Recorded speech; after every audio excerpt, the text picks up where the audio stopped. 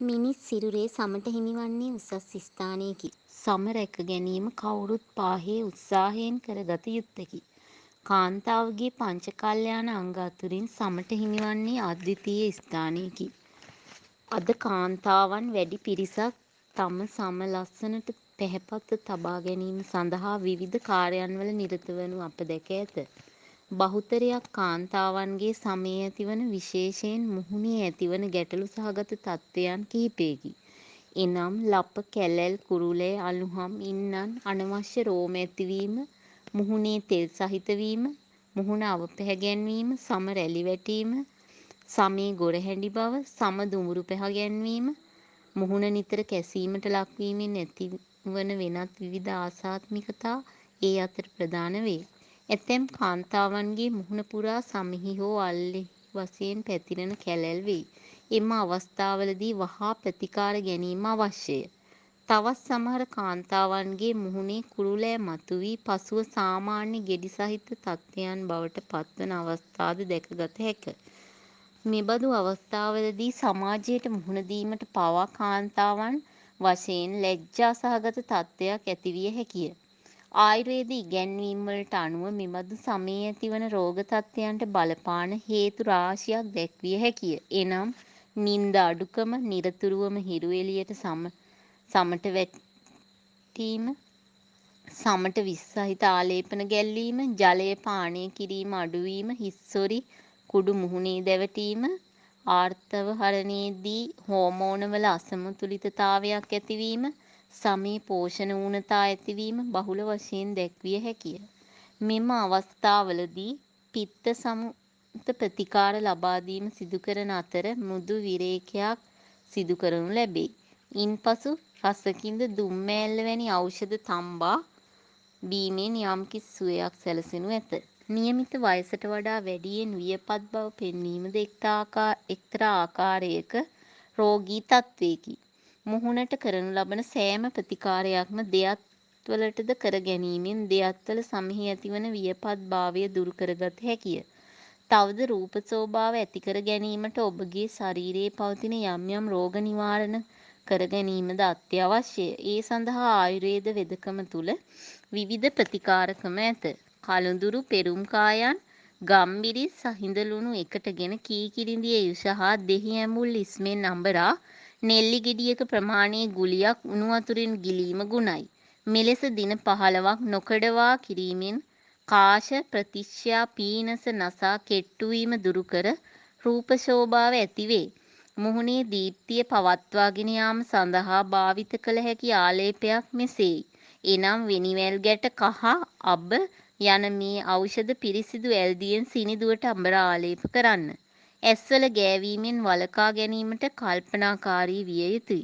මෙයින් මුහුණේ ඇති ලප මැකී දීප්තිමත් බව රඳවාගත හැකිය. මිනිස් සිරුරෙහි සමෙහි අලංකාර වර්ණය බාහිර ආලේපන වලින්ම ලබාගත හැකි නොවේ. සෑම විටම සමබල ආහාර වේලක් ලබා ගැනීමද අත්‍යවශ්‍යය. නිතර ගිනි රස්නයට බඳුන් වීම, වායු සමීකරණ ඇති නිවාසවල වාසය, දැඩි අවුරශ්මියට නිරාවරණය වීම, සම විනාශ වීම කෙරෙහි බලපාන සාධක බව දත යුතුය. මෙහිදී සම ශක්තිමත් කිරීමට ආහාර හා ආලේපන මෙන්ම ව්‍යායාමද අත්‍යවශ්‍යයෙන්ම කළ යුතු වෙයි. ඉදුණු පැපොල් මද, බිත්තර සුදු මදය, ඔලිව් තෙල්, මී පැණි, සව් කැඳ, ඉදුණු බෙලි, යෝගට් ඇඟෙහි තවරාගෙන පැය භාගයකින් පමණ පිරිසිදු ඇල්දියෙන් සෝදා හැරිය යුතුය. මේ දින කිහිපයක් එක දිගට කිරීමෙන් කෙටි කාලයක් තුළ ප්‍රතිඵල අත්කර ගත හැකිය. මෙම දේශීය ප්‍රතිකාර සමග බටහිර ආලේපන හා ප්‍රතිකාර ක්‍රම පටලවා ගැනීමෙන් වළකින්න. බණ්ඩාරනායක අභියෝගතා ශූරතාවලිය 2007. ඔබේ මතකයේ ඇතැයි අපි සිතමු. එමෙන්ම එහි දෙවන පියවර මෙසේ තැබීමට හැකිවීම අප ලද භාග්‍යයක් කොට සලකමු. සියනා කෝරළේ මුදුන් පල්කඩ වූ ගම්බා බණ්ඩාරනායක විදුමාගේ කීර්ති නාමයෙන් දිවයින පුරා රැව් පිරලෙව් දෙමි. වසර ගණනාවක සිට ජයග්‍රහණ රැසක් ලබාගත් අප අන් ගවේෂණවලදී අත් නොදුටු අන්දමේ නව ආරක ක්‍රියාකාරකම් හා අත්දැකීම් සම්භාරයක් ඔබ හමුවේ තිළින කරන්නේ අද පිරිසතුටිනි. ඉදිරි ජීවිතයේ මුණදීමට සිදුවන විවිධ අභියෝග පහසුවෙන් ජය ගැනීමට මෙම අත්දැකීම් ඔබහට රුකුලක් වනු ති බව අපගේ අපේක්ෂාවයි.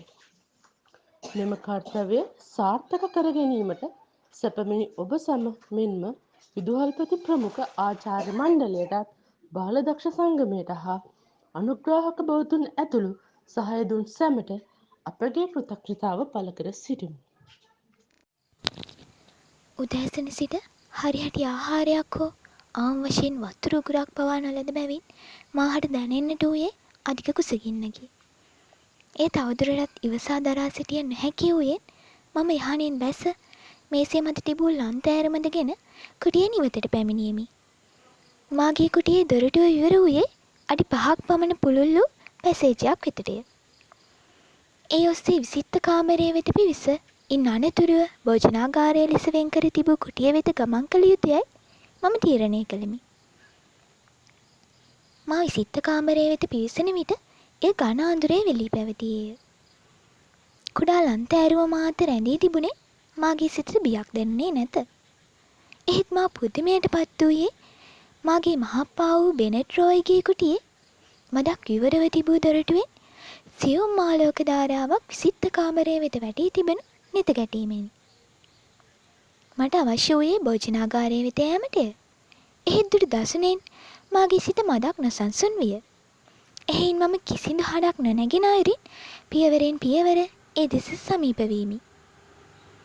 දැන් මා හා බෙනෙට් රෝයි හෙවත් මාගේ මහප්පාගේ කුටියේ දොරටුව අතර ඇත්තේ යාර 2ක පමණ පරතරයක් පමණි. එක්වරම මාගේ සවන්හි වැකුණේ වීදුරු එකට ගැටෙන හඬකි. බොහෝ විට එය බෝතලයකින් වීදුරුවකට මත්පැන් පුරවා ගැනීමේදී නැගෙන ආකාරයේ හඬක් විය යුතුයයි මට සිතිනි. කුතුහලය විසින් මා තව තවත් එම කුටිය වෙත යොමු කරන්නාක් මෙන් දැනිනි. මීළඟට මම මදක් විවරව තිබූ දොරටුවෙන් එපිකම් කර බැලුවෙමි. සිය ලියන මේසය අසල අත්සුන්ගෙන සිටි බෙනෙට් රෝයිගේ එක් අතක අඩක් හිස් කරන ලද බෑඩි වීදුරුවක්ද අනෙක් අතෙහි කිසියම් ලියවිල්ලක්ද විය. වීදුරුවේ ඉතිරි වී තිබූ බ්‍රැන්ඩි ස්වල්පයද උගුරෙන් පහළට වත් කරගත් ඔහු අවසානයේ සුරතේ තිබූ කඩදාසිය ගොලි කර මේසය මතට විසික් කළේය. ඉන්පසුව නැවතත් සුපුරුදු අයුරින් මේසය මත හිස තබාගත් ඔහු තමාට මේ යමක් මුණා ගත්තේ උම්මත්තකයෙකු විලසිනි. මම ඇසිපිය නොහෙලා ඔහු දෙස බොහෝ වේලාවක් බලා සිටියෙමි. මිනිත්තු කිහිපයක් ගතවත්ම ඔහු වෙතින් දිස් වූයේ බෙහෙවින් නිශ්චල ස්වභාවයකි. ඔහුට නින්ද යන්නට ඇතැයි මට සිතිනි. එහෙත් එම සිතිවිල්ල කොතරම් වැරදි සහගත එකක් වීද. මීළඟ නිමේෂයේ නැවත අවදි වූ බෙනෙට් රෝයි පසෙක තිබූ බ්‍රැන්ඩි බෝතලයගෙන හිසූ වීදුරුව ඉන් පුරවා ගත්තේය. මට පිටුපා සිටියෙන් ඔහුගේ මුහුණේ ඉරියව් පැහැදිලිවම නිරීක්ෂණය කිරීමේ හැකියාවක් නැතිබිනි. එහෙත් ඔහු යම් කිසිවකින් භීතියට පත්ව සිටි බව ප්‍රත්‍යක්ෂ කර ගැනීමට යථෝක්ත දර්ශනයෙන් පමණක් වුවද ප්‍රමාණවත් විය. නැවතත් තමාට මේ යමක් මුමුණාගත් ඔහු බ්‍රැන්ඩි උගුරක් ගිල දැමුවේය. මොහොතකට පෙර තමා විසින් පොඩි කර දමන ලද කඩදාසිය නැවත වරක් මේසය මත දිගහැරිය ඔහු ඒ කියවා බලන්නට වූයේය. එහිදී ඔහුගේ දෑත් සහ දෙවුර අස්වාභාවික ලෙස විටින් විට කම්පනය වූ අයුරු පැහැදිලිවම පෙනිනි.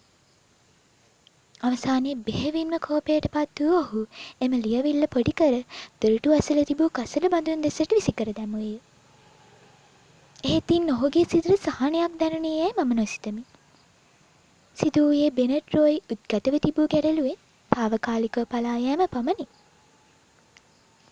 මා නිවසෙන් පිට වී මහප්පාගේ නිවස වෙත පැමිණියේ මනස මදක් සැහැල්ලු කරගන්නා අටියෙනි. එහෙත් ඔහුගේ මෙම අස්වාභාවික හැසිරීම හේතුවෙන් මාගේ සිත තව තවත් චංචල විය.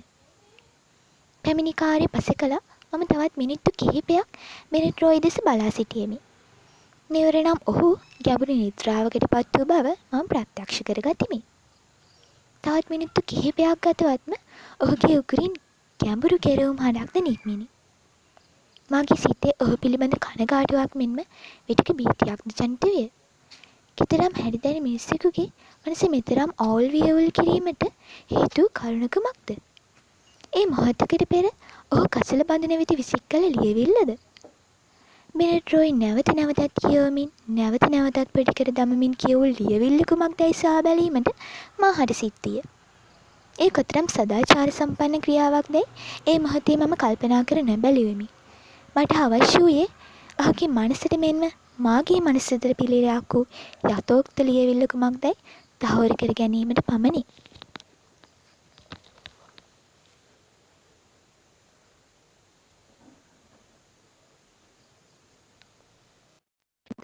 ඔහු ආයෙත් ගෙයක් ගානෙම ගියා. බලනකොට හැම වංගෙඩියෙම තාමත් බැඳලා. එහෙනම් කවුද? ඔහු කල්පනා කර කර ගෙදර ගියා. අද මං අල්ලගන්නම්කෝ කූඩ පාරු කරන හොරා. ඔහු රෑ කෑම කාලා කළුවරේම කුඹුරට ගියා. කුඹුක් ගහ යටට මුළු කුඹුරම පෙනෙන නිසා ගහ යටට වෙලා බලාගෙන හිටියා. තාම කවුරුත් නෑ. වංගෙඩි නෙමෙයි මේක කරලා තියෙන්නේ. අද මම මේ හොරා අල්ලගන්න ඕන. මේ වැඩේ නැවැත්තුවේ නැත්තම් අවුරුද්දම දරු පැටව් දෙන බඩගින්නේ. අනේ අපොයි. හඳ පායා හොඳට එළිය වැටිලා තියෙනවා. 15 පෑ ජාමෙත් පහ වුණා. කවුරුත් ආවේ නෑ. ඔන්න හඳ මුදුනටත් ආවා. එතකොට එක පාරටම මහා එළියක් වැටුණා. අහසින් උඩ බැලුවම ඔහුට හිතුනේ සූර්යදීප රාජයා එනවා කියලා. ඉතාම බබලන සුදු පාට වලාකුළු කෑල්ලක් වගේ දෙයක් අහසේ ඉතා ඉහළ සිට සෙමෙන් පහළට පාවෙනවා. හොඳට බලාගෙන හිටියා. බලාගෙන ඉන්නකොට මේ බබලන දේ එන්නේ තමාගේ කුඹුරට බව තේරුණා.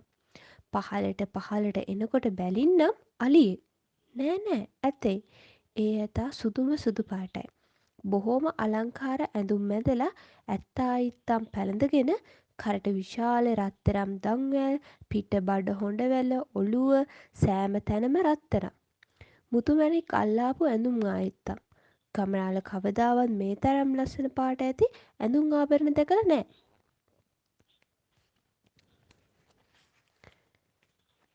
කකුල් හතරට හිටන් ආභරණ පැළඳගෙන. ගමරාලගේ ඇස් දෙක ඇතාගේ බබලන එළියට ආලෝකයට නිලංකාර වීගෙන ගියා. ටික වේලාවක් බලා සිටින විට ඇස්වලට එළිය පුරුදු වුණා. ඇතා කුඹුරටම බැස්සා. වෙනත් ලියැත්තකට. ඌ ලියැත්තේ ඇවිද බණ්ඩිගොයම හොඩෙන් අරගෙන කන්න පටන් ගත්තා. ඒවා කිරි රස ඇති. ගම් කනවාට ගමරාලට හපොයි දෙයියනේ කියලා දුක හිතුනේවත් තරහ ගියේවත් නෑ. ඔහු ඇතා ළඟටම ගියා. හොරා හතුරා කියන්න හිතුනේ නෑ. ඔහුට හරි සතුටුයි.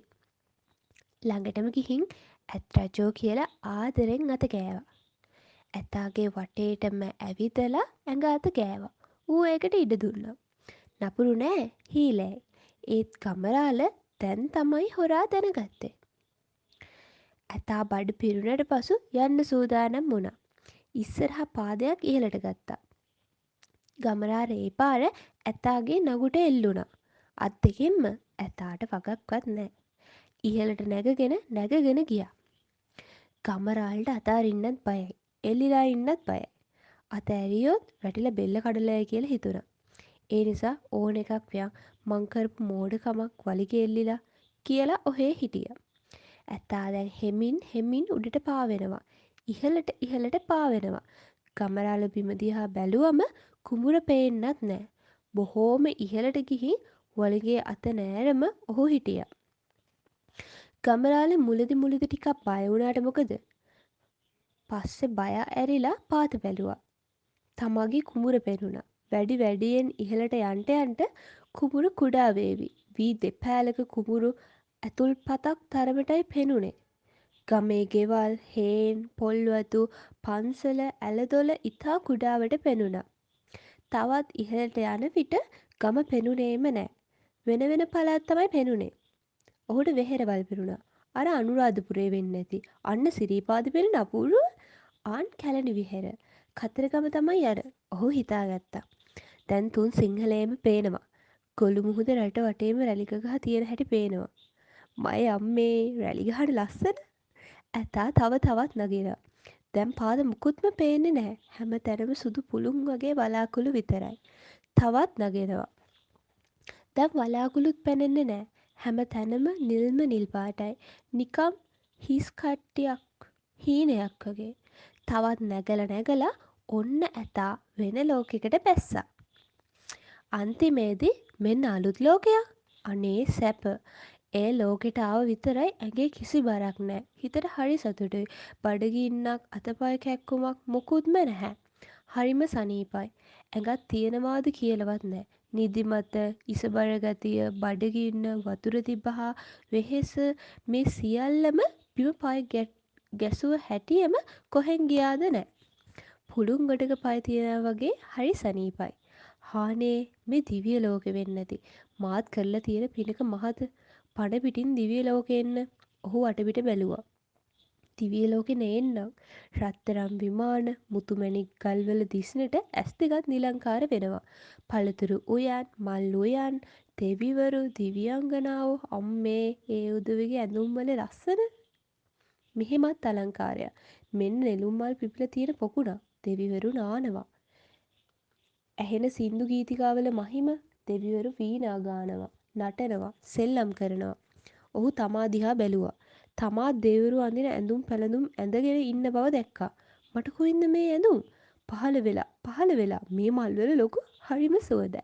රෝස පිච්ච නැතේ ජාතියක් නෑ. අපේ ලෝකේ මොන මල්ද?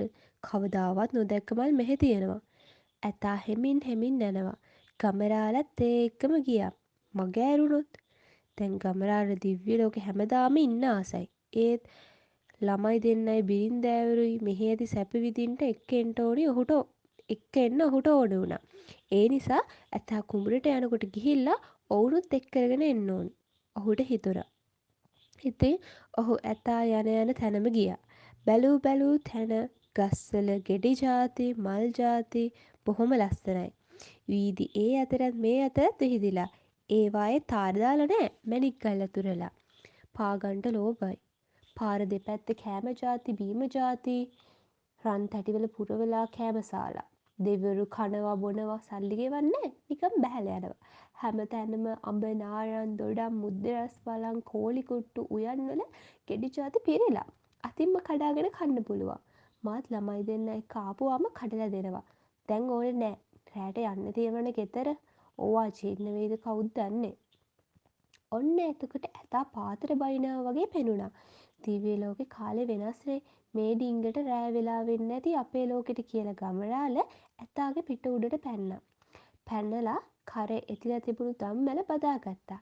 ඇතා ටිකෙන් ටික බිම දිහාට පාත් වුණා. ඔන්න කුඹුරටම ආවා. ඒ වෙනකොට රෑ වෙලා හඳත් පායලා. ඒ පහුවදා රෑ බව ගමරාලට හිතුණා. ඇතාගේ පිට උඩින් බැහැලා කුඹුක් ගහ යටට වී එළිවන කල් ඉඳලා ගමරාල උදේ ගෙදර ගියා. ගෙදර උදවිය කලබල වෙලා ගමේ මිනිස්සුත් සක්ක ගමරාල හොයනවා. ගෙදර උදවිය ඔහු ගෙදර නාවට බය වෙලා හැම තැනම හොයනවා. ගමරාලගේ නෑයොත් මිතුරොත් අහල පහල උදවියත් ගමේ අසලගම්වලයි හොයනවා. හරි කලබලෙන්. සිතට මහත් වෙහෙසක් කරදරයක් දැනේ. කෙතරම් උත්සාහ කළත් සිතට එන තරහ පාලනය කරගත නොහැකිය. මා කෙතරම් නිවැරදිව හොඳින් වෙන්නට උත්සාහ කළද අනෙත් අයගේ වචන මගේ සිත පසාරු කරගෙන යයි. ඔවුන්ගේ ඇතැම් ක්‍රියා කලාප මට නොරිස්සුම් ගෙන දෙයි. ඇතැමුන් මට ඉරිසියා කරයි. මුහුණට හොඳින් කතාබස් කර සිනහ වෙන අය මා නැති තැන මට දොස් නගන බව මගේ අඩුපාඩු කියන බව මම දනිමි. එය මට මහත් වේදනාවක් ගෙන දෙයි. මා මේ දුක් දෙන කරදරෙන් මිදෙන්නේ කෙසේද? මා ධර්මය දන්නා කෙනෙකි. මට ඕනෑ පරිදි කිසිවෙකු පවතින්නේ නැති බව මම දනිමි. මා මෛත්‍රී කළ යුතුය. භාවනාවේදී මා කොතෙක් මේවා පුහුණු කළද අරමුණක් ආකල්හි මගේ හිත සසල වෙයි. සිත දුකට පත්වෙයි. ද්වේෂය පැන නගී. දුකද පටිඝ මූලික සිතක් බව මම දනිමි. මා මේ ජය ගත යුතුය. මා සියලු ලෞකික දේවල් අතහැර දමා ධර්මය තුළට පැමිණි අයෙක්මි. මා කෙසේ හෝ මේ මාර්ගයේ ගොස් නිවන සාක්ෂාත් කරගන්නා බවට දැඩි අධිෂ්ඨානයක් මා සිත තුළ පවතී. මම මේ කෙලෙස් මැඩගනු පිණිස තවත් වීර්ය කළ යුතුය. මේ තරහ සිත මා ජය ගත යුතුය. මා අදිට නං ගනිමි. මම අද පටන් එකදු තරහ සිතකට එන්නට ඉඩ නොදෙමි යන ඒකායන අධිෂ්ඨානය පිහිටුවා ගනිමි. මම දෙනෙත් පියාගෙන මගේ සිත පිරික්සුවෙමි. කා කෙරෙහිද මේ තරහා සිත් බහුලව පවතින්නේ? මට හමුවිනි මා වැඩ කරන කාර්යාලයේ විවිධ වූ වර්ගයේ මිනිසුන් සිටිති. ඔවුන් කෙරෙහි මට ද්වේෂය පැන නගී. ඔවුන් කෙරෙහි කියන දේවල් කෙරෙහි මට තරහ සිත් ඇතිවේ. දුක ඇතිවේ. මම එක් පුද්ගලයා වෙන් වෙන් වශයෙන් ගනිමි. ඔහුගේ මා අකමැති සියලු ගතිගුණ එකින් එක මෙනෙහි කරන්නට වීමි. එකක් නෑර සවිස්තරාත්මකව මම ඒවා මෙනෙහි කරන්නට වීමි. මට කළ හැකි දෑ මා සිත් රිදුණු ඒවා සියල්ලම මම මෙනෙහි කළෙමි. තවද ඔහු විසින් අන් අයට කරන ලද නරක ක්‍රියා මා හඳුන්වන යම් දෙයක් වේද ඒවාද එකින් එක මෙනෙහි කරන්නට වීමි.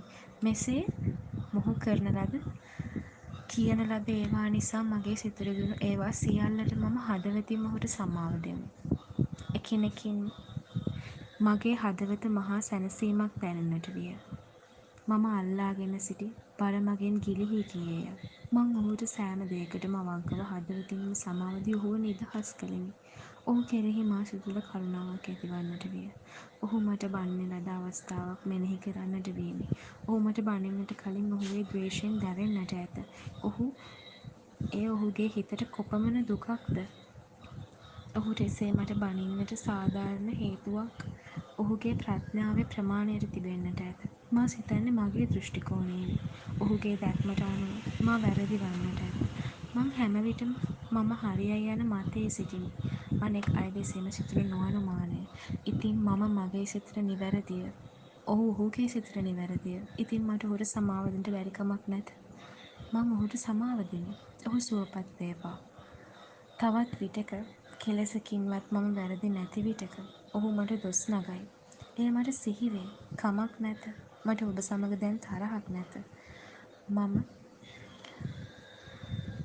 පරාජය පිළිගෙන ඔබට සමාව දෙමි. හදවතින්ම සමාව දෙමි. හැම දෙයකින්ම මා දිනිය යුතු නැත. ගැටලුව ඇත්තේ එතනය. කොතනදීත් මා පරදින්නට කැමති නැත. බහින්වස් නොවුනද මම සිතින් පරාජය පිළි නොගනිමි. ඉතින් මම සිතින් දැවුනෙමි. මං සිතින් ඔහු හා ගැටුනෙමි. ඉතුරු වූයේ මේ දැවෙන තරහා සිතත් හා කර්මයත් ගොඩක් පමණි. මට ඒ අවස්ථාවේ පරදින්නට තිබුණි. මගේ සිතින් මං ඔහුට දිනුම දී එය අතහරින්නට තිබුණි. නමුත් දැන් මට එය කළ හැකිය. ඕනෑම කෙනෙකුට වරදින්නට පුළුවන. ඔබ මා ගැන ඇති වැරදි සිත මගේ පෙර කර්මයක් නිසා සිදු වූ දෙයක් විය හැකිය. මමද පෙර සසරේ මෙලෙසින් නිවැරදි කෙනෙකුට දොස් නගා ඇතුවා විය හැකිය. ඉතින් එහි විපාකයට මා මුහුණ දිය යුතු නොවේද? මට සමාවන්න මිතුර. ඔබ මාගේ අකුසලය කර්මය ගෙවා දැමීමට මට උදව්වට ආ අයෙක් ලෙස මට දැන් හැඟේ. මං ඔබට හදවතින්ම සමාව දෙමි. ඔබට යම් අකුසලයක් නොවේ යැයි මම හදවතින්ම ඔබට සුවපත් භාවය ප්‍රාර්ථනා කරමි. මට මහත් නිදහසක් සුවයක් දැනේ. හදවත සුවපත්ය. මේ තරහ තිබුණේ ඔබ කෙරෙහි නොව මගේම හිත නොවේද? මගේ හිත ප්‍රීතිමත්ය. සැනසුමෙන් පිරිය. මං ඔබට හදවතින්ම සුවපත් භාවය පතමි. සුවපත් වේවා. සුවපත් වේවා. මම ඔහුගේ හිසේ සිට දෙපතුල දක්වා මගේ සිත ගෙන යමි. මගේ මෛත්‍රී සිතෙන් ඔහුව සුවපත් කරමි. මගේ මේ මෛත්‍රී ශක්තිය ඔබට මේ මොහොතේදීම දැනේවා. ඔබගේ සිතේ යම් දුකක් තරහක් පීඩාවක් ඇත්නම් මා මේ මෛත්‍රී ශක්තිය බලයෙන් ඒවා හිරුදුට පිනිමෙන් වියැකී ගොස් සුවපත් වේවා. හැම කෙනෙක්ටම සැම දෙයක් කරන්නටම හේතුවක් ඇත. මිනියක් මරණ කෙනෙකුට ඔහුටද හරියයි සිතන හේතුවක් ඇත.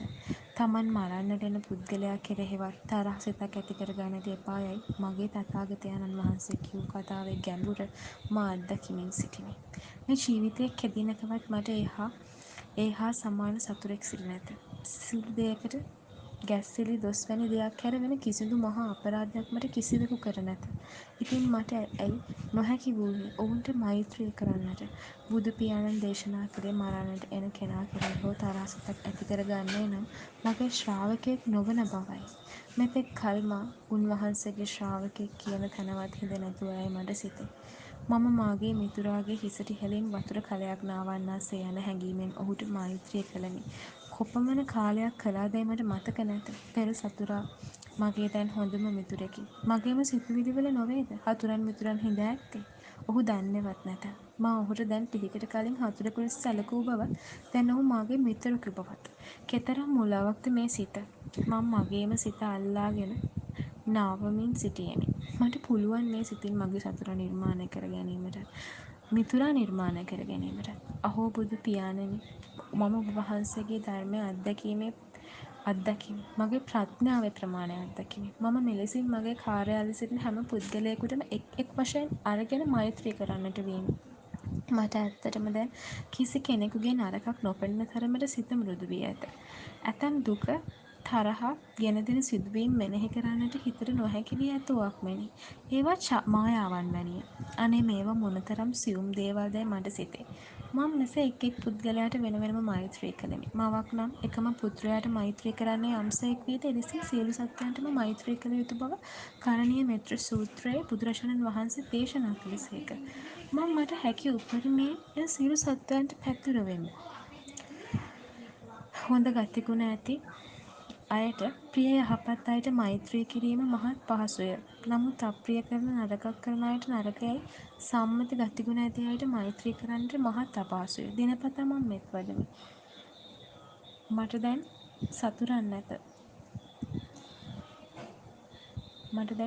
නැත. මාගේ සටන මාගේ සිරත් සමගය.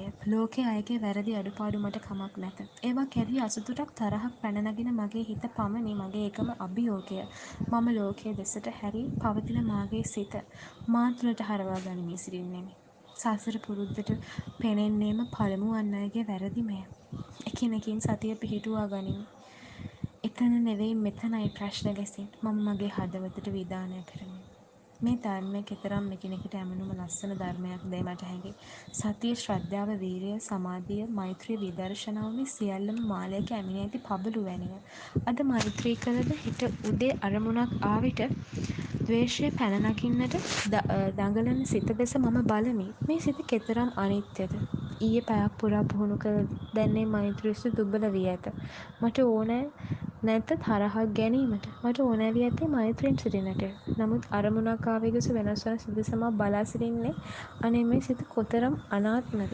හේතු ඇති කල්හි යනු ඵලය ලැබේ. මේ ද්වේෂ ගින්නෙන් දැවෙන සිත මොනතරම් දුකක්ද. මුළු ත්‍රිලක්ෂණයම එකට කැටිවීම එකම සිතුවිල්ල පවතින අයුරු මම දකිමි.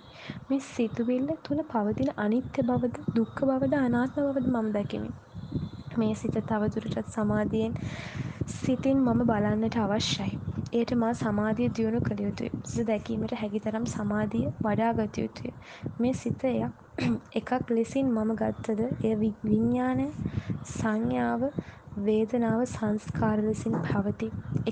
එක් නාම ධර්මයක් තුළ පවත්නා වූ අනිත්‍යභාවය, අනාත්මභාවය මට දැකිය හැකි විය යුතුය. ක්ෂණයක් පාසා වේදනාව ඇතිව නැතිවන හැටි, සංඥාව නැතිව ඇතිවන හැටි මා දැනගත යුතුය.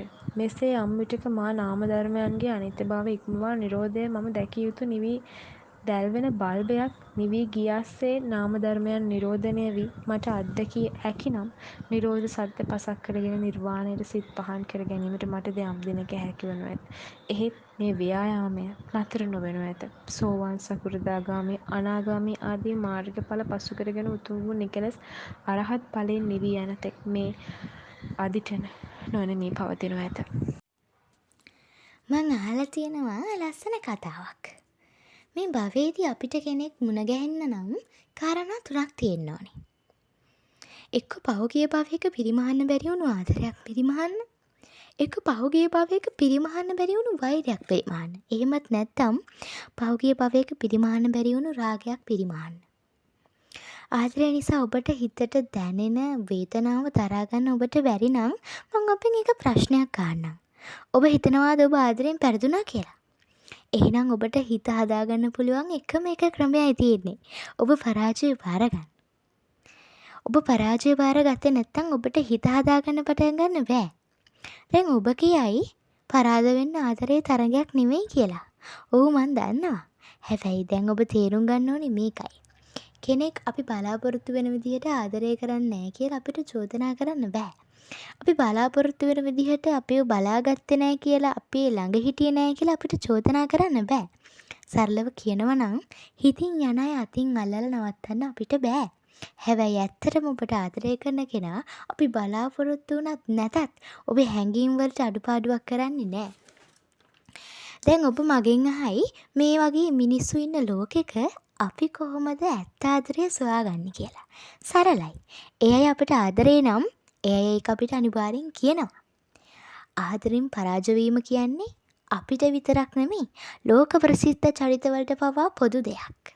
හැබැයි ඒ අය තාමත් සැබෑ ආදරේ විශ්වාස කරනවා. ඔබ නිකමට හිතලා බලන්න ඔබ මැරෙන්න හදන්නේ ඔබ එපා කියපු අය වෙනුවෙන්ද? එතකොට ඔබ වෙනුවෙන් හිටපු අයට මොකද වෙන්නේ? මේ ලෝකේ මිනිස්සු කරපු නුවණක්කාරම් වැඩේ තමයි මැරෙන්න හිතපු තැන්වලදී ජීවත් වෙන්න තීරණය කරපු එක. මොකද ඔබේ තීරණය? දැන් ඔබට හිතෙයි ඒ අය වෙනුවෙන් ඔබට දැනෙන දුකත් සැපක් කියලා. ඒ දුකින් මිදෙන්න ඔබට මහ ලෝභකමක් ඇති වෙයි. හිත හදාගන්න එක මහ අපරාධයක් කියලා දැනෙයි. මොකද ඔබ දන්නවා ඔබ අත්හරපු අය දීලා ගිය එකම දෙය ඒ දුක විතරයි. ඒ දුකත් නැති වුණොත් ඒ අය අපේ ජීවිත ඇතුලේ කරපු භූමිකාව සදාටම ඉවර වෙනවා කියලා ඔබ දන්නවා. හැබැයි ඔබ හිත හදාගන්න ඕනි නම් ඒ මතකය, ඒ දුක උහුලලා ගන්න ඔබට සිද්ධ වෙනවා. ඔබ එනකම් වෙනස්ම ජීවිතයක් බලන් ඉන්නවා. ඔබව තලල පෙලලා ආපස්සට අදින හිත රිද්දන බැඳීම් වලට සමුදෙන්න තරම් ශක්තිමත් වෙන්න. ඒ තීරණය ඔබේ හදවත කඩලා බිඳලා දායි. හැබැයි ඒ තීරණය ඔබේ ආත්මය සුවපත් කරයි. ඒ වගේම ඔබ ඔබට සමාව දෙන්න ඕනි. ඇයි ඒ? ඔබ දුක්ුණ එකට. ඇයි ඔබ දුක්ුණේ? ප්‍රතික්ෂේප වීම බලාපොරොත්තු සුන්වීම දරා ගන්න බැරි වුණ නිසා. ඇයි ඒව දරා ගන්න බැරි වුනේ? ඒ මහා කඩාවැටීම් එක්ක ඔබ ආදරය කරපු අය ඔබ හොඳමදි කියලා විශ්වාස කරපු නිසා. ඔබ ඔබට සමාව දෙන්න ඔබේ වටිනාකම අමතක කරපු හැම මොහොතකම ඔබ ඔබට සමාව දෙන්නේ ඒ අයට ආදරය කරපු තරමට ඔබ ඔබට ආදරය නොකරපු එකට. මොකද ඔබට මේ වෙලාවේ අවශ්‍ය සමාව විතරයි. මතක් කරගන්න ඉහළට යන්න ඕන නම් අපට පහළට අදින අය අත්හරින්නම වෙනවා. හරි කෙනා එනකන් හැමදේම නවත්තලා බලන් ඉන්න එපා. ඔබ ගොඩනගින්න. එතකොට ඔබ තරමටම ගොඩනගනු හරිම කෙනා ඔබට හම්බෙනවා. ඔබට ආදරේ නැති අය වෛර නොකරම අත්හරින්න. ඔබ වටින්නේ නැති අය වෛර නොකරම අත්හරින්න. ඔව් අත්හරින්න. ඒ හිතම ඔබට ආශිර්වාදයක් කියලා මතක තියාගන්න. හිත හදාගන්න. අපි මේ ගමන කොහොම හරි යනවා. හැබැයි එක දෙයක්. ඔබට මේ ගමන යන්න නම් ඔබේ මනස හැඟීම් වලට වඩා පවර්ෆුල් වෙන්න ඕනේ. මේ පාර වැලන්ටයින් නෑ කියලා ඔබට දුක හිතෙයි. හිතන්න එපා. කපල් ගෝල්ස් වලට ඕන තරම් කල් තියෙනවා. ලයිෆ් ගෝල්ස් වලට විතරක් try කරන්න. good luck. මම ශෂී වනිකපුර.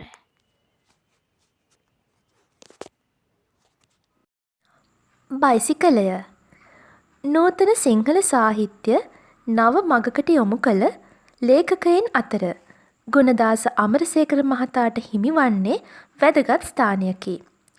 විවිධ ශේෂ්ත්‍ර යටතේ ඔහු විසින් ලියන ලද කෘති රාශියකි.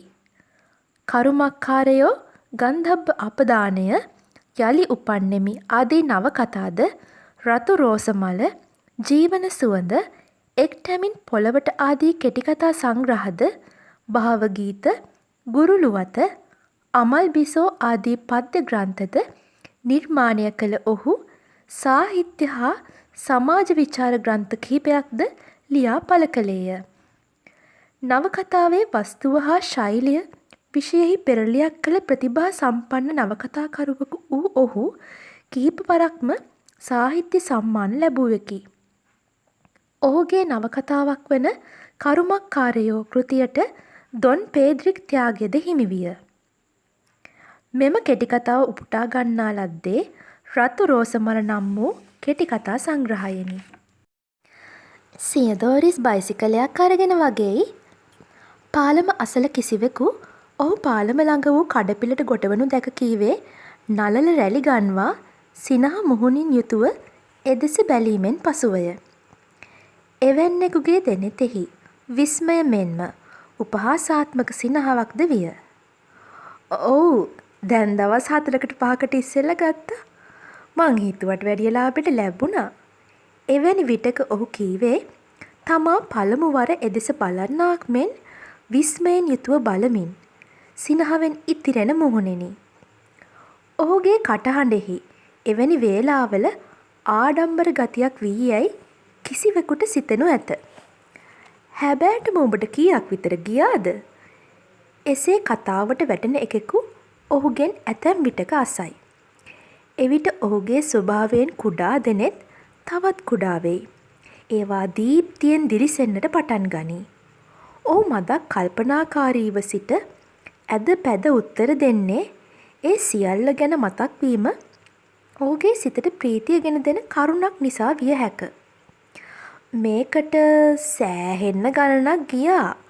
ටිකක් ඔය පේන්ට් එක නරක් වුණාට පැදීම අනිත් ඒවා එහෙම බොහොම හොඳයි. එහෙනම් රුපියල් 40ක් විතර වෙන්න ඇති. පිටින් නම් වැඩි උපයක් නෑ. ඔව් එච්චර විතර ගියා කී ඔහු නිශ්ශබ්ද වෙයි. කෙසේ වුවද තමා සමග පසුව කී කියමන ඔහුගේ සිත නොගනී. පිට ඔපෙන් මොන වැඩක්ද? මම කොහොමත් ඉන්නේ මේකේ අලුත් පේන්ට් එකක් ගාලා අලුතින් කෑලි දමන්න. ඉක්බිතිව පිළිතුරු දෙන ඔහු කඩේ ඇතුලෙන් ගෙනා සිගරට් ටින් එකේ වූ තෙල් ලාම්පුවට වත් කරයි.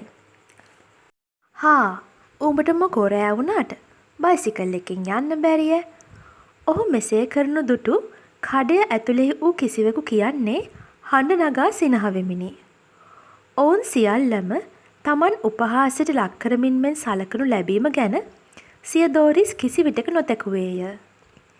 ගෙදරින් පිටදී නෝන්ජලෙක් වූ ඔහුට බොහෝ දෙන මෙසේ සැලකුවේ ඔහු තුළ සහජයෙන්ම වූ දුර්වලකමක් නිසා විය හැක. එළලු පැහැති මුහුණක් හා දුඹුරු පැහැති හිසකේ ඇති ඔහු වයසින් අවුරුදු 35ක් පමණ නමුදු එතරම් වයස ගිය කෙනෙකු ලෙස නොපෙනේ.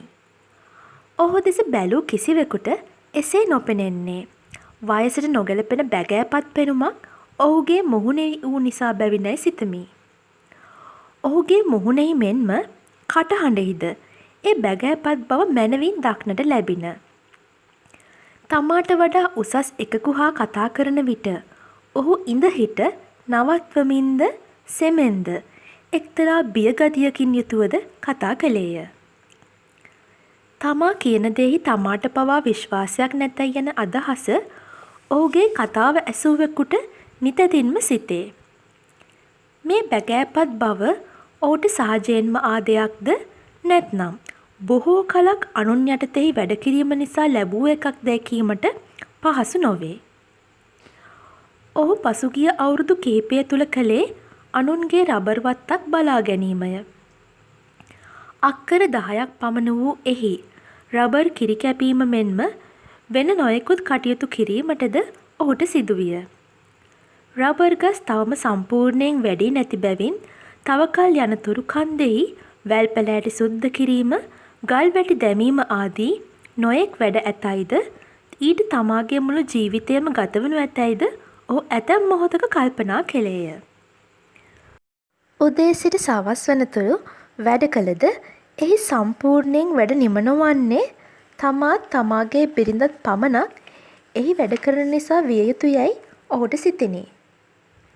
ඔහු සිය පවුල හා ජීවත් වූයේ කන්ද පාමුල වූ මැටියෙන් සදන ලද ගෙයෙහිය. එය පාරෙන් මදක් ගොඩට වනසේ සෑදූවකි. එහෙත් එහි ගෙමිදුලෙහි මෙහා කොනට පැමිණි විට පාරත් එය වර එක ඇල අද්දරින්ද වර එක වෙල් අද්දරින්ද දිව යන සැටිත් බලාගත හැක. සියදෝරිස් ගේ පිටුපස වූ කන්දෙහි වැඩ වේලාසනින් නිමකොට පැමිණි ඇතැම් සන්ධ්‍යාවක ගෙමිදුල කොනෙහි පාර දෙසට ඇලවී තිබුණු පොල් කඳ මත වාඩි වී සිය දරුවන් සුරතල් කෙළේය. එය පුදුම ලෙස නැවුණු පොල් ගසකි. එහි මුල කොටස අඩි කීපයක් යනතුරු පොළව හා සමාන්තරව වැඩී තිබුණේය. ඉන් පසුව එය අහස දෙසට වැඩී තිබුණේය.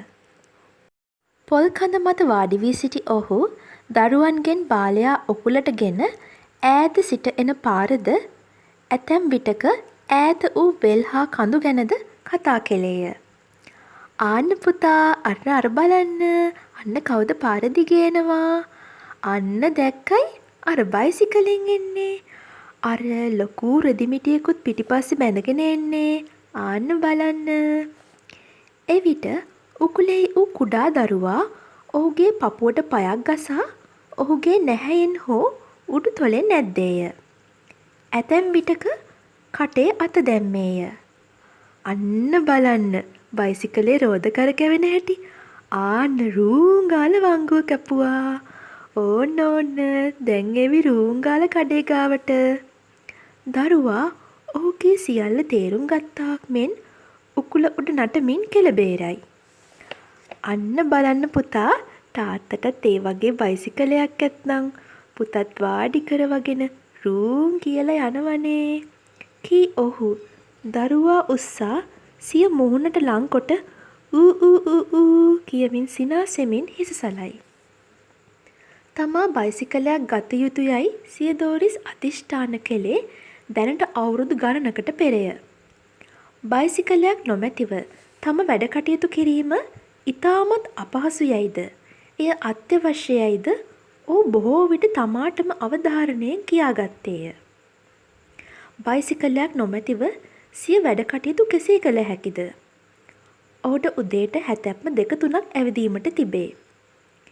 ගෙයි පිටිපස වූ කන්දෙහි රබර් කිරි එකතු කිරීමෙන් පසු ඔහු ඉක්බිතිව හැතැක්ම 3ක් පමණ පයින්ම යා යුතුය. හැම දිනම ගෙදරින් පිටවන විට උදේ 8 පසු වී ඉවරය. එවිට පාරට සම්පූර්ණයෙන් අවුව වැටී තිබේ. උදය නිසා තවම පාර රත් වී නැත. එහෙත් අහසට ඇරුණු පෙදෙසෙහි හිරු රැස් ඡණ්ඩ ලෙස විහිදී ඇත. මුවාවක් වනසේ ඒ පැත්තෙහි ගසක් කොළක් නොමැතිවීම ගැන බොහෝ විට සිය දෝරිස් දොස් නැගුවේය. ගස් ටිකක් වවලා තිබුණා නම් එහෙම පිටින්ම වැහෙනවනේ. මිනිස්සුන්ට කිසි දෙයක් තේරෙන්නේ නැහැ. එහෙත් දුෂ්කර එහි සිට වැඩ ඉවර වූ පසු දවල් 12ට පමණ ආපසු ඒමය. එවිට පාර රත් කළ යවටක්සේ රත්ය. හිරු රැස් නිසා අවට දිලිසෙයි. හිරෙහි ඡණ්ඩභාවය නිසා අවට වියලී ඇත.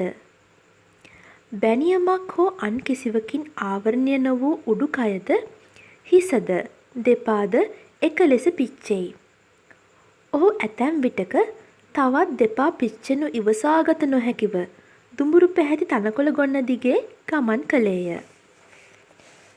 මෙසේ දුකසේ ජීවත් වීමට වඩා ගෙදර निराහාරව සිටීම යෙහෙකැයි ඔහුට එසේ ගමන් කරන බොහෝ වේලාවල සිටින. මෙසේ ගමන් කරන විට කිසිවෙකු බයිසිකලයකින් හෝ අන් කිසිවකුන් යනු ඔහුට පෙනේ.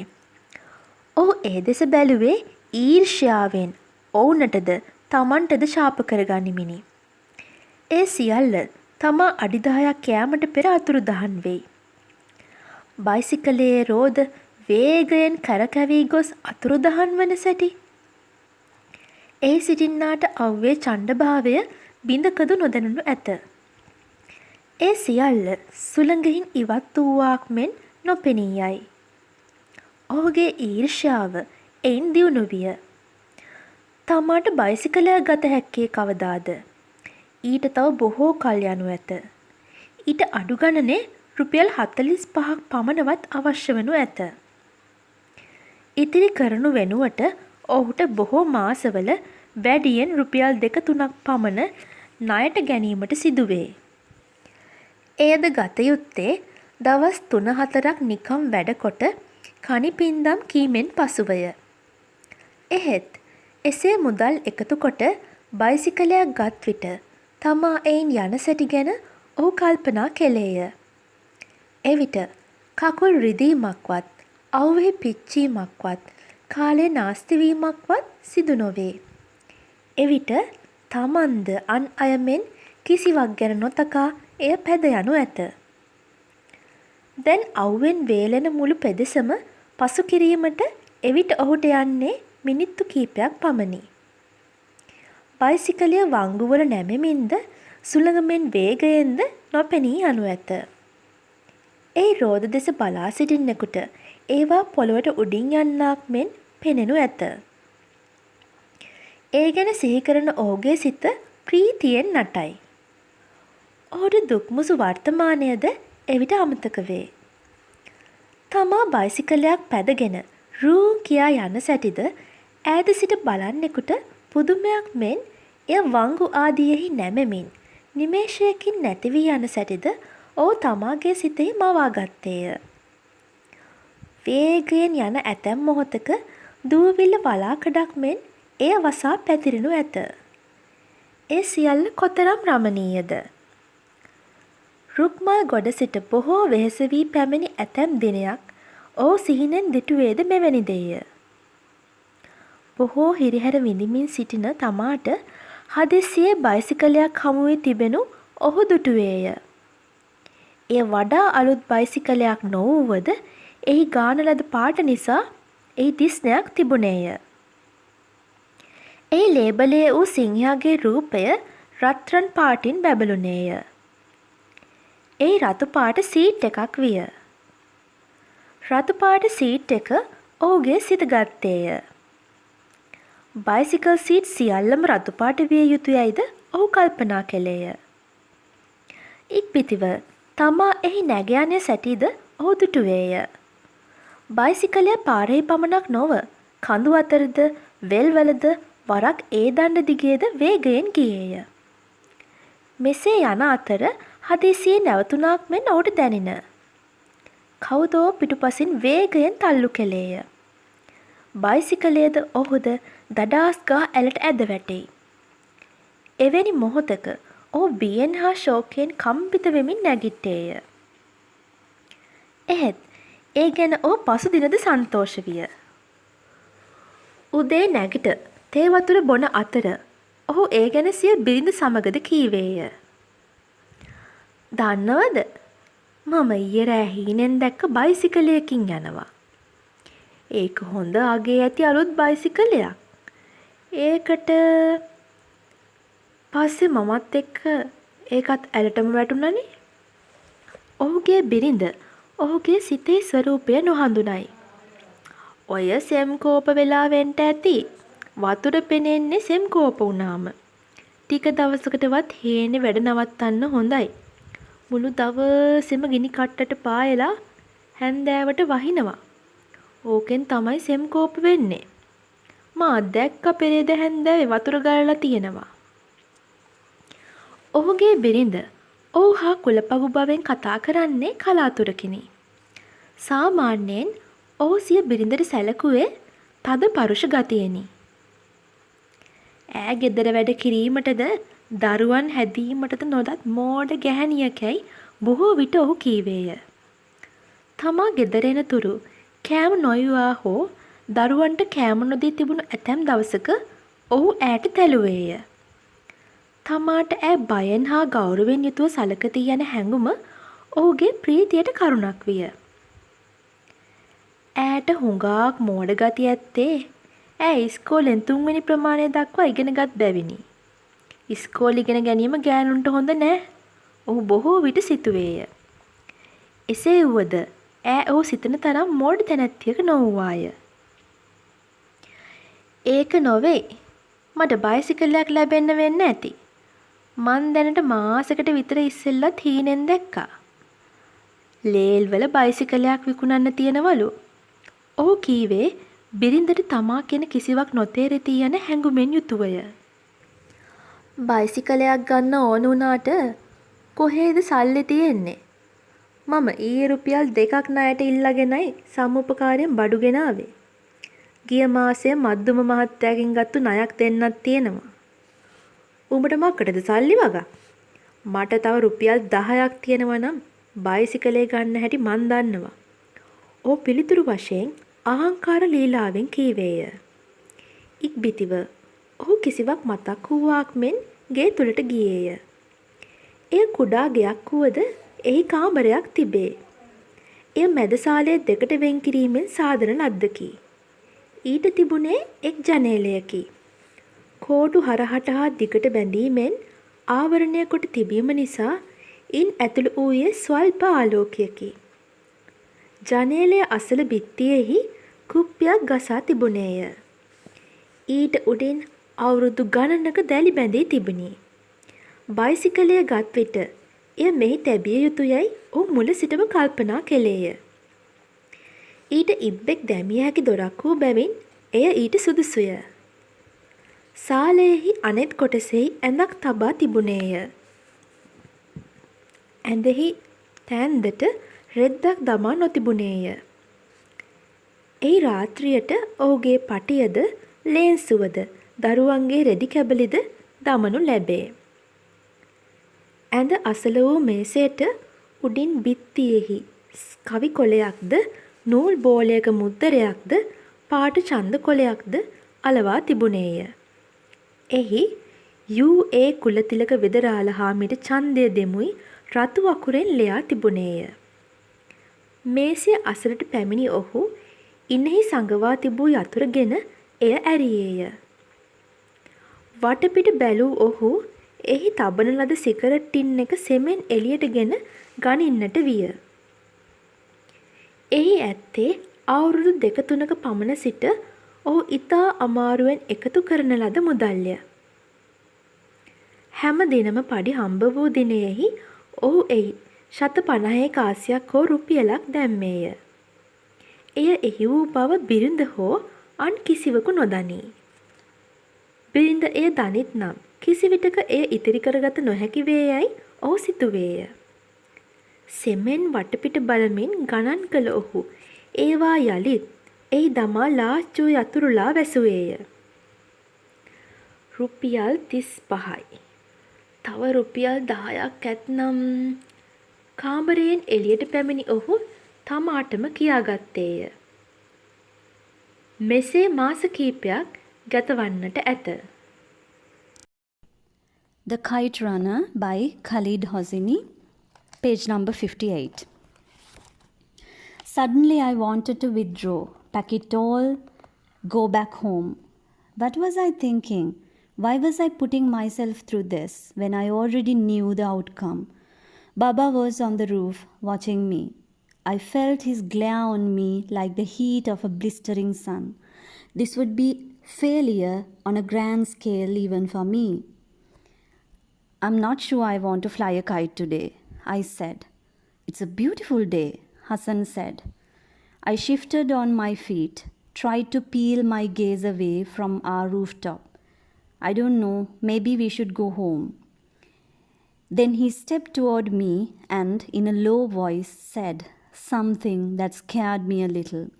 Remember, Amiraga, there is no monster, just a beautiful day. How could I be such an open book to him when half the time I had no idea what was milling around in his head? I was the one who went to school, the one who could read, write. I was the smart one.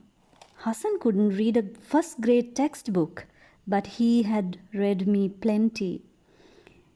That was a little unsettling, but also sort of comfortable to have someone who always knew what you needed. No monster, I said, feeling a little better to my own surprise. He smiled. No monster. Are you sure? He closed his eyes, nodded. I looked to the kids scampering down the street, flinging snowballs. It is a beautiful day, isn't it? Let's fly, he said. It occurred to me then that maybe Hassan had made up his dream. Was that possible? I decided it wasn't. Hassan wasn't that smart. I wasn't that smart. But made up or not, the silly dream had lifted some of my anxiety. Maybe I should take off my shirt, take a swim in the lake. Why not? Let's do it, I said. Hassan's face brightened. Good, he said. He lifted our kite, red with yellow borders, and just beneath where the central and cross paths met, marked with Saifor's unmistakable signature. He licked his finger and held it up, tested the wind, then ran in its direction. On those rare occasions we flew kites in the summer, he would kick up dust to see which way the wind blew it. The spool rolled in my hands until Hassan stopped about 50 feet away. He held the kite high over his head like an Olympic athlete showing his gold medal. I jerked the steering twice, our usual signal, and Hassan tossed the kite.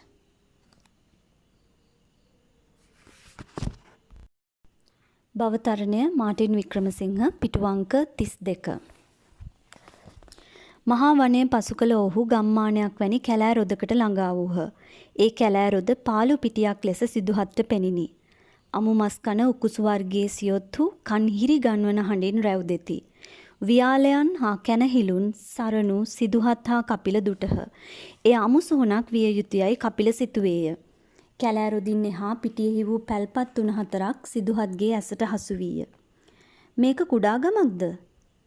නෑ, අමු සොහොනක් වෙන්න ඇති, කපිල පිළිතුරු දුන්නේය. අමු සොහොනක්? සිදුහත් අමු සොහොන් ගැන අසා ඇතත් කිසි කලක එයින් එකක් දැකලා නැත.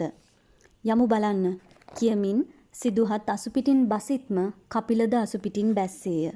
අමු සොහොනට හා සොහොන් පාලකයන්ගේ පැල්පත්වලට යන පාර පසුකොට මදක් දුර පැමිණි බැවින් ඔහු මහමග අයිනේ අසුන් නවතා කැලෑ රොදින් රිංගන්ට වූහ.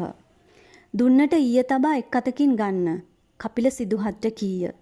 අමු සොහොන් අසල කැනහිලුන් වියාලයන් නිතර ගැවසෙනවා. මිනීමස් කාලා පුරුදු වුන් පිස්සු බල්ලන් වගේ. සිදුහත් උරහිසින් දුන්නගෙන හීයක්ද එහි තබා එය වම් මතින් ගත්තේය. ඔවුන් මයිල භාගයක් පමණ ගමන් කළ පසු මිනිස් ගඳ ඉව වැටුණු වියාලයෙක් දත් විරිත්තාගෙන ඔවුන් දෙස බලා ගෙරෙව්වේය. කපිල කුරුමානම් අල්ලන්නට පමා නොවී එක් වරම ඌට විද්දේය.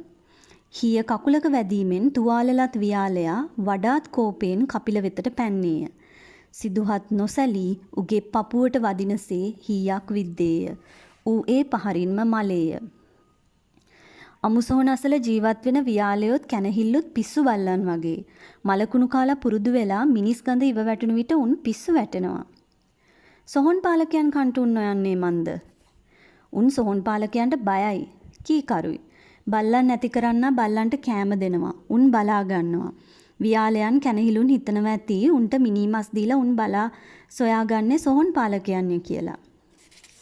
සොහොන් පාලකයන්ගේ පැල්පත්වලට ගිය සිදුහත් ගවයන්ට වද දෙමින් උන්ගෙන් වැඩගත් දාසයන් වැනි වැරහිලි හැඳගත් මිනිසුන් දුටුවේය.